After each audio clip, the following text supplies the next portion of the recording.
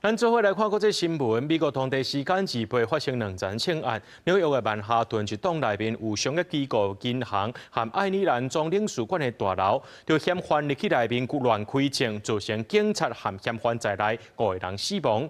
另外呢，这内华达州也是发生一名正手伫咧交警外口，甲证人开枪，造成3个人死亡，2人重伤。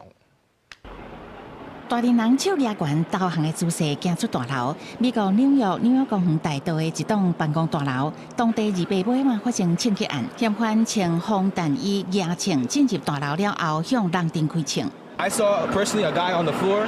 He was laid out. I don't know what happened to him. I don't know if he got shot.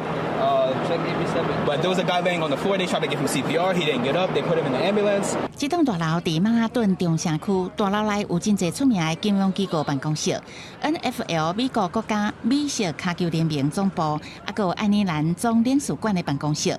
警方拘捕了后，赶到现场，快速封锁大楼甲4个位区域。枪击案造成包括一个负责大楼保全工作的 纽约市警死亡，这个死亡的原警伊斯兰是孟加拉的移民，这个牺牲互纽约市政府称呼伊是英雄。We lost 4 souls to another senseless act of gun violence, including a member of the New York City Police Department, Officer Islam.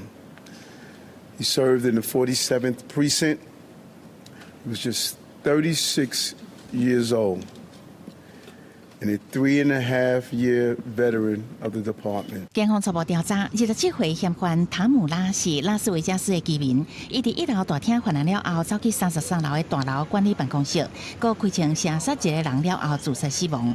警方为塔拉姆遗体找到遗书，显示嫌犯应该是美式卡球运动员，有 CTE 慢性创伤性脑病变，好亲像不满 NFL 对伊破病了后的处理方式才会犯案。详细的犯案原因爱搁调查。 换看内华达州当地2月透早，一个枪手伫西亚山大酒店教场外的停车场向人顶开枪，造成3个人死亡，2个人重伤，有性命危险。警方赶到现场了后，甲嫌犯对射，到尾击到嫌犯，目前嫌犯还搁伫病院急救。公司新闻，陈思彤编译。